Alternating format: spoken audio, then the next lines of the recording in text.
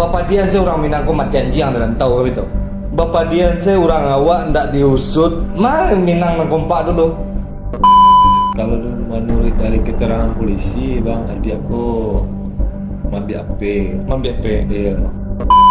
Yang disampaikan di Polsek Pasar Rebo itu seolah-olah almarhum ini dituduh mencuri HP dan dompet tukang yang ada di sana. Ketika dompet itu yang dicuri itu dia bawa kabur, itu dikejar oleh tukang-tukang, terus balik lagi pura-pura tidur di sana.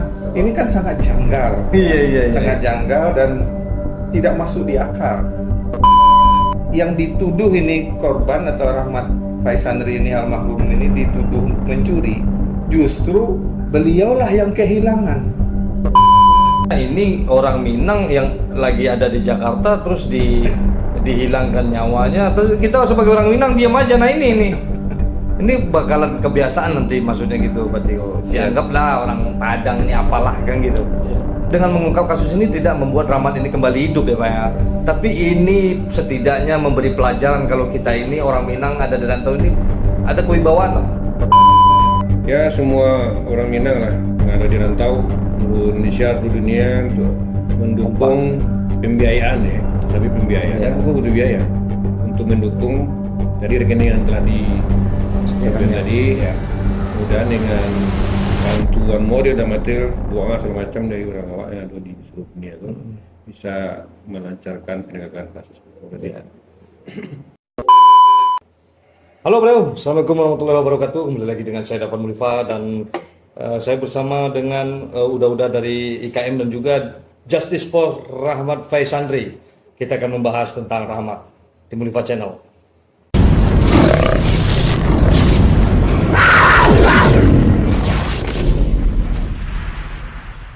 Darandi itu adalah udah dari Rahmat Faisandri ya? Iya Pak. Jadi beliau adalah udah kakak dari Rahmat Faisandri yang konon kabarnya meninggalnya sampai sekarang tidak ada yang mengusut.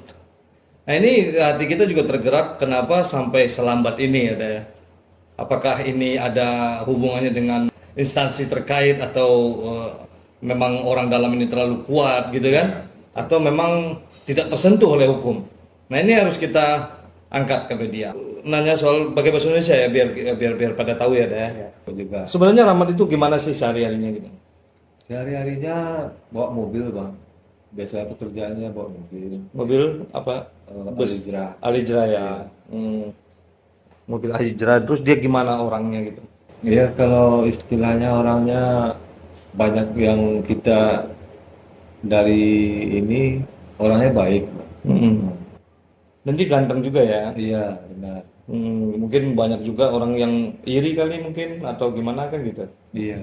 Kita juga ngobrol di sini ada Pak Tio yang mengurusi hukum, Kuasa hukum dari kuasa hukum IKM. dari IKM. Dan ada udah kita ada Pak kita pengurus IKM yang tergerak hatinya lah untuk membuat video pada saat ini. Orang Minang ayo dong bergerak dong. Itu istilah kata ambil dari istilah bapak awak. Bapak Dian saya orang Minang ko matian jiang dan tahu gitu, ya kan? Iya. Bapak Dian saya orang awak ndak diusut, mah Minang nang kompak dulu. Hebat ya. Mana yang kompak, mana yang ala di Pasar Rebo kejadiannya ya? Iya bang. Apalagi di Pasar Rebo tuh banyak orang Minang tuh. Apa emang lah ndak saling peduli lah gitu? Atau mungkin di situ ada orang bagaknya kan gitu. Jadi awak tanya soal kronologi ada maksudnya? Darandi. Kronologi yang Darandi dapet dari cerita kau apa? Kalau menurut dari keterangan polisi bang, adikku mambi AP. Mambi AP. Iya. Ada bangunan yang alun jadi lagi dibangun. Jadi ada 2 tingkir kan. Adik aku sempat naik ke bangunan tuh. Jadi sempat naik ke bangunan tuh mambi AP tukang. Jadi setelah mambi AP tukang sempat tarik-tarikan tangan kan, jatuh ke bawah bangunan. Setelah jatuh sempat kabur balik lagi katanya. Balik lagi ngapain? Iya, pura-pura tidur di bangunan itu.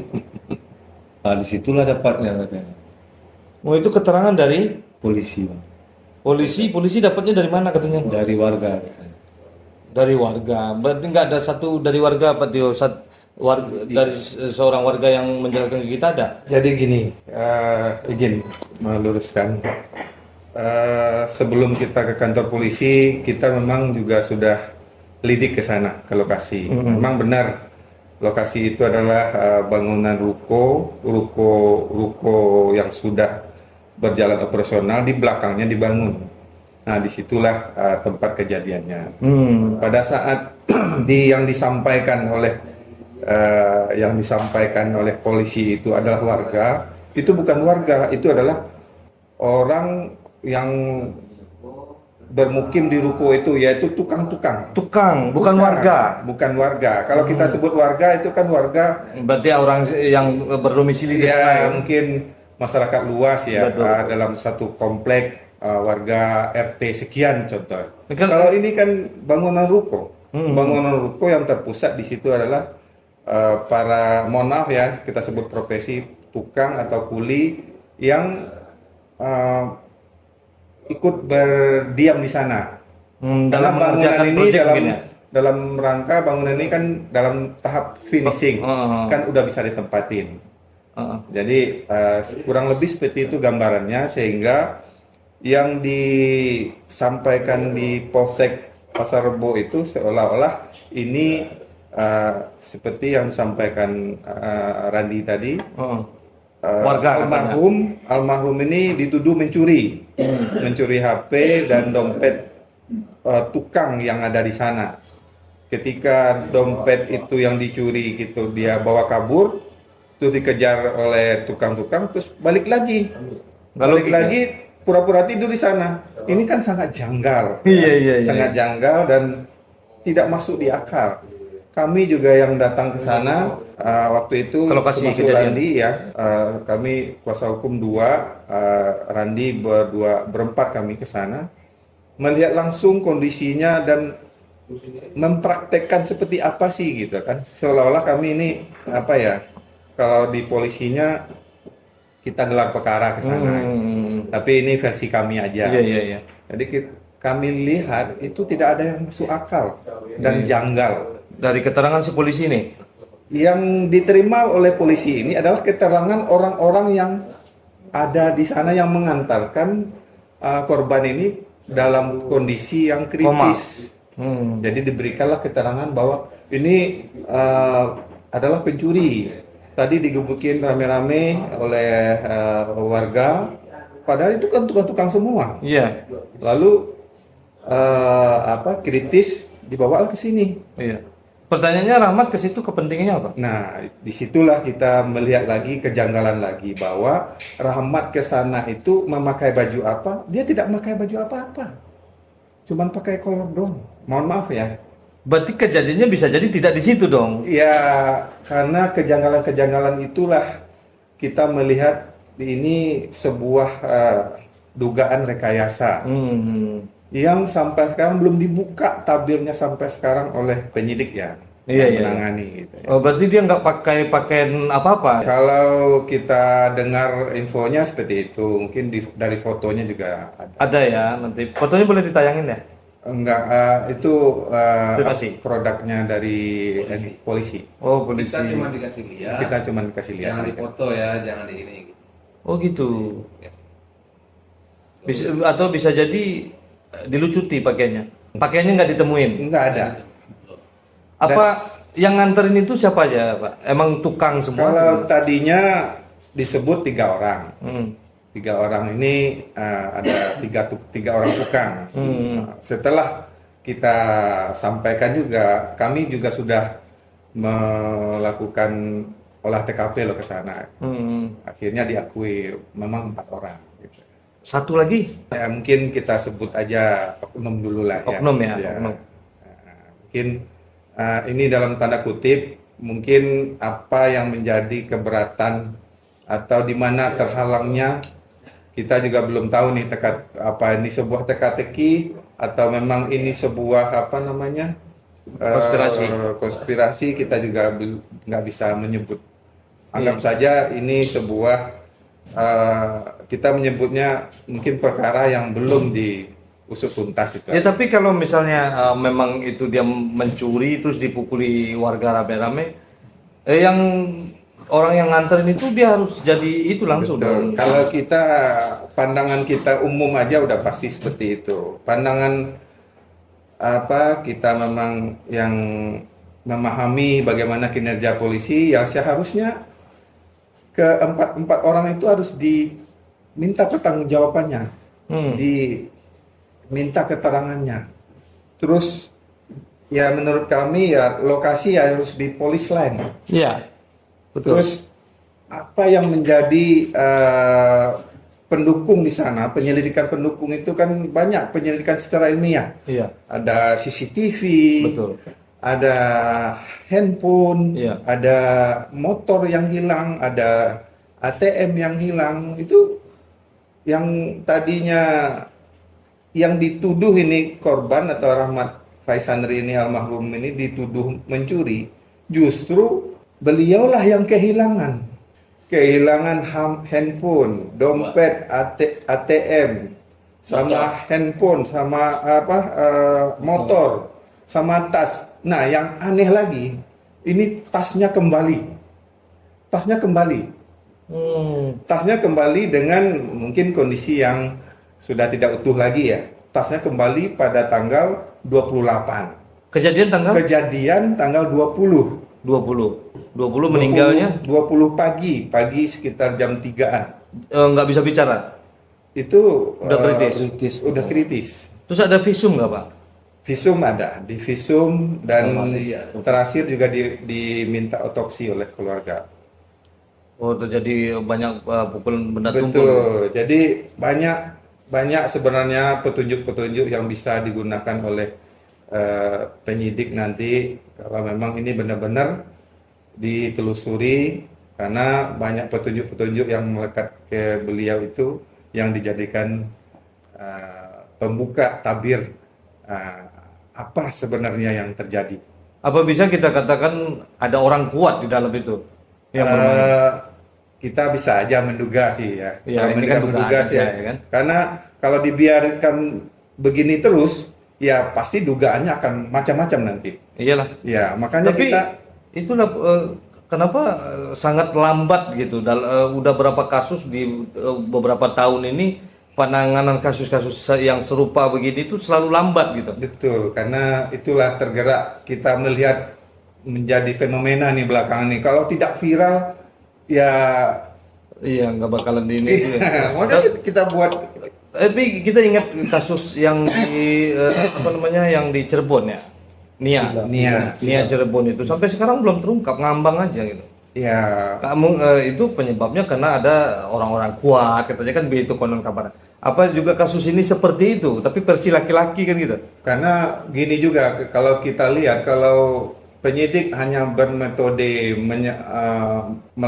mengungkapnya hanya keterangan orang ke orang, hanya keterangan tukang saja, ya mungkin bisa mengarah ke sana seperti kasus yang kita dengar itu Nia Cirebon itu. Konon kabarnya bukan pelaku yang sebenarnya yang dihukum gitu. Sebenarnya pelakunya nggak tahu, belum terungkap kan Iya, sampai belum terungkap. sekarang. Malah yang Nah, kalau ini dibiarkan mungkin akan terjadi Iya. kasus Cirebon 2 lah, Iya. Cirebon 3 dan selanjutnya. Ya, tapi bedanya ini orang Minang yang lagi ada di Jakarta terus dihilangkan nyawanya, terus kita sebagai orang Minang diam aja. Nah ini kan, ini bakalan kebiasaan nanti maksudnya gitu Pak Tio. Dianggaplah orang Padang ini apalah kan gitu. Buat teman-teman yang nonton, ayo dong kita bersama-sama berikan dukungan kepada keluarga Rahmat. Sebenarnya dengan mengungkap kasus ini tidak membuat Rahmat ini kembali hidup ya Pak ya. Tapi ini setidaknya memberi pelajaran kalau kita ini orang Minang ada di rantau ini ada kewibawaan lah kayak gitu. Nah kita lanjut lagi Pak Tio. Jadi dugaan Pak Tio sejauh ini bagaimana? Ya, kita kalau ikut menduga mungkin akan menambah Iya betul. penderitaan apa yang ini oleh keluarga. Betul. Karena keluarga sekarang udah merasakan banget, selain dia dizolimi, juga difitnah. Kita tahu fitnah itu sangat lebih kejam lagi dari pembunuhan. Betul. Pembunuhan aja udah zolim, apalagi difitnah. Kita tahu fitnah ini udah dituduh mencuri, justru sebaliknya almarhum yang kehilangan. Betul. Nah, inilah PR kita, bagaimana kita mendorong penegak hukum untuk mengungkap. Nah, kita nggak mau ikutan untuk berasumsi, kita fokus untuk bagaimana serahkan saja lah ya. pengungkapannya. Mungkin nanti kawan-kawan, apalagi media, bisa terus membantu mengawal kasus ini, mempublikasi bagaimana tahap dan tahapnya, perkembangan-perkembangannya. Karena banyak di media sosial pendukung-pendukung yang simpati dengan Iya, betul. almarhum. Ya. Tapi kasus kayak gini nih sampai sebulan 2 bulan tidak terungkap itu berarti akan adanya kelemahan hukum di Indonesia itu, Pak. Iya, Itu yang paling ini banget. mungkin dorongan tadi ya, kita lihat belum kelihatan terdorongnya penegak hukum untuk memaksimalkan. Kalau kita lihat dari hari ke hari ini, Randi ini menunggu dari hari ke hari bagaimana perkembangannya, bagaimana terus siapa yang melaksanakan itu siapa? Ya penegak hukum kan, kepolisian. Saat ini yang sedang ditangani oleh Polsek Pasar Rebo. Apa karena kita nggak ada orang kuat?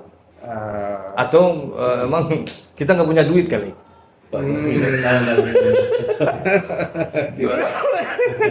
Buat ngongkosin orang-orang. Jadi kalau itu memang ada apa namanya penelitian dari Yashar ya, Yashar, seorang aktivis HAM. Dia menyimpulkan bahwa memang di Indonesia ini kalau kasus itu diproses oleh satunya penyidik kalau polisi, itu satu, pertama no viral no justice, kalau nggak viral diusut. Kedua, pas ada power, kekuasaan atau komandannya pangkatnya lebih tinggi gitu ya. Yang terakhir itu uang. Apa kita nggak bergerak? Berarti salah satu dari 3 itu nggak ada. Barangkali di kasus ini mungkin salah satu dari antara 3 itu belum ada.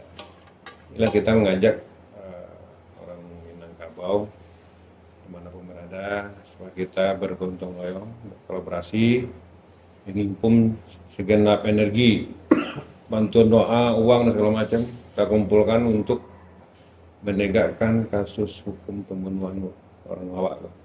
Itu kira barangkali tambahan dari Emos sebagai pengurus IKM DKI Jakarta. Ya. Jadi Ramadgo sehari-harinya sebagai drivernya bus. Iya, Pak. Kejadian tuh ini pas libur di Sikap. Iya, sebenarnya libur Bang, mau beli paspor untuk pergi ke Untuk- Jepang. Oh, ke Jepang. Iya, saya paspornya rencananya ke pergi ke Jepang kan, libur buat tuh hijrah kan, yang mau beli paspor. Setelah paspornya selesai, yuk kamu itu lihat untuk mencari tambahan Ongkos kos ke ke Jepang. Jepang. Ini pendidikannya Tamatnya SMA. SMA. Pertama viral. Habis itu Kekuasaan power. power. Emang orang Minang tuh nggak ada yang berpower atau memang berpower tapi nggak coba-coba untuk membantu gitu yang lemah apa gimana? Barangkali dengan adanya podcast ini kan orang-orang Minang kadang-kadang deh bangun tinggi dan jenderal itu ikut turun gunung atau yang usaha-usaha lah isikan sebagai hartanya untuk kita kumpulkan gimana kita menggerakkan apa namanya. Ya, jika sesuatu itu perlu dana gitu, boleh juga untuk kawan-kawan yang tergerak artinya apalagi khususnya orang Minang, boleh untuk mendonasikan ya ke nomor Mungkin rekening Randy yang ahli waris gitu. ya boleh ke rekening Randy nanti kita kasih di bawah ini ya atas nama Serah lah. Randi apa? Randi, Pak. Randi kakak gue. Randi itu Ada nama Randi Gustiranda punya nomor rekening. Aduh. Ya, boleh ke nomor rekening Randi Gustiranda karena keluarga beliau sangat mengharapkan sekali kejelasan kasus ini. Ya kita apalah daya ya kan sekuat semampu kita, mana yang tidak punya dana untuk membantu ya kita tolong dengan doa, mana yang punya dana ayolah kita bersama-sama, jangan komunitas saja dibanyakin ya kan, ada IKA itu banyak sekali tapi satu pun dengan kasus justice for Rahmat Faizan kayak gini aja tuh no viral no justice udah sebulan loh ini, udah sebulan lebih ini belum ada kejelasan, TV pun belum mengangkat ini ya. Belum. Oke, bisa minta baju aja lah. Oke. Saya akan pakai baju juga nih. Iya. Dukungan saya buat Rahmat, mudah-mudahan kasus Rahmat ini cepat Terungkap lah. Terungkap sesuai dengan apa faktanya. Iya. Ya kita perlunya kejujuran lah, ya kan, kejujuran kita itu melaksanakan tugas kita itu sebagai apapun gitu kan. Masa cuman kasus satu ini aja nggak bisa terungkap gitu. Nah ini. Tapi mungkin ini persangka kita aja, mungkin karena beliau ganteng ya, atau muda, terus ada orang yang iri mungkin, atau ada persaingan dalam percintaan, bisa jadi kan gitu ya. Menurut Pak Tio gimana Pak Tio? Ya, kita juga dengar sih yang yang diasumsikan orang itu mulai dari kisah asmara, itu semacam. Ada juga yang bahkan ada yang diarah-arahkan ke narkoba, bahkan ada juga yang seperti disampaikan karena memang itu timbul dari keterangan kepolisian bahwa ini adalah pencurian, orang juga ikut lah. Pandangan orang, opini orang terbentuk jadinya. Seolah-olah ini Rahmat ini mencuri gitu. Tapi yang kehilangan dia. Iya, dalam logika kita, dia tuh nggak ada basic, nggak ada sejarah untuk mencuri. Dia punya uang. Iya, Terus dia bekerja. Dia sedang mempersiapkan diri untuk berangkat ke luar negeri. Iya. Terus yang dicari, mohon maaf ini dompet yang tidak ada isinya. Mohon maaf ya, nggak menyebutkan profesi, dompet tukang yang sedang bekerja tentu nggak banyak lah isinya. Memang sengaja tidak mengisi uang sana kan. Tapi apa semangatnya untuk mencuri dompet itu?